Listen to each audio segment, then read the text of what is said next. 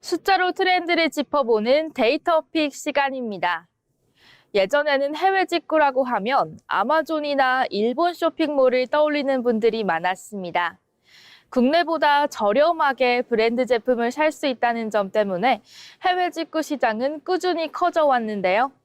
그런데 최근 해외 직구 시장의 중심축이 바뀌고 있습니다. 미국 직구는 줄고 중국 플랫폼을 통한 초저가 직구가 빠르게 자리를 넓히고 있는 겁니다. 오늘 데이터픽에서는 알리익스프레스와 테무로 대표되는 중국 플랫폼의 공습을 숫자로 살펴보겠습니다. 먼저 전체 시장 규모부터 보겠습니다. 통계청에 따르면 2024년 온라인 해외 직접 구매액은 7조 9,583억 원으로 1년 전보다 19.1% 증가했습니다. 해외 직구 시장 자체는 여전히 커지고 있는 건데요.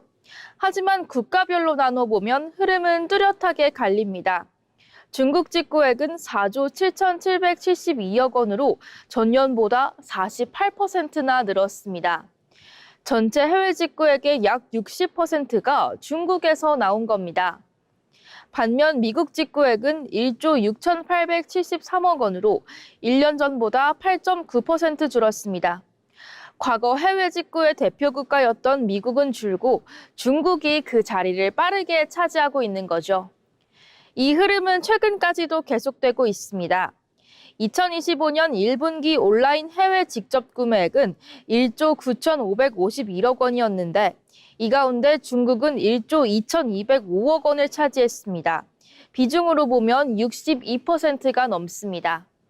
이어 2026년 1분기에도 전체 해외 직구액은 1조 9,789억 원, 이 중 중국은 1조 2,276억 원으로 집계됐습니다.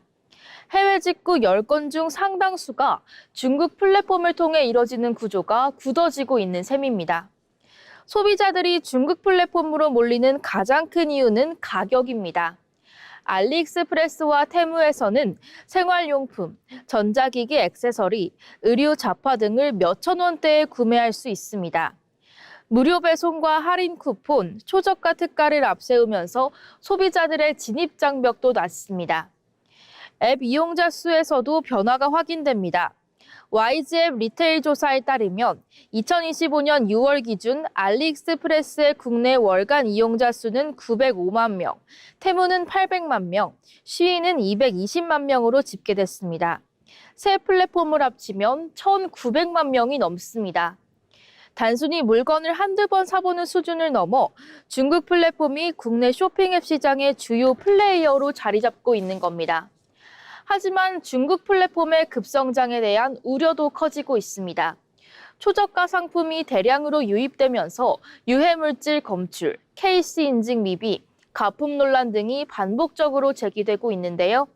실제로 일부 해외 직구 제품에서는 국내 기준을 초과한 납과 카드뮴이 검출되기도 했습니다. 소비자 피해 상담 역시 늘고 있는데요. 한국소비자원에 따르면 알리익스프레스와 테무 관련 상담 건수는 2023년 680건에서 2023년 1,460건으로 1년 만에 2배 이상 증가했습니다. 여기에 국내 온라인 쇼핑몰과 중소 판매자들까지 가격 경쟁 압박을 받고 있어 중국 플랫폼의 성장은 소비자 편익과 함께 새로운 과제도 남기고 있습니다. 해외 직구 시장은 여전히 커지고 있지만 그 주인공은 바뀌고 있습니다. 미국 브랜드를 찾아 구매하던 해외 직구에서 중국 플랫폼을 통해 초저가 상품을 사는 직구로 무게중심이 이동하고 있는 건데요.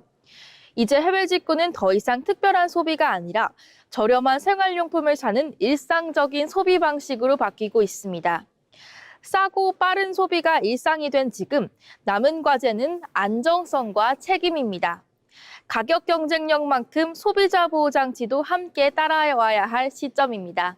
지금까지 데이터픽이었습니다.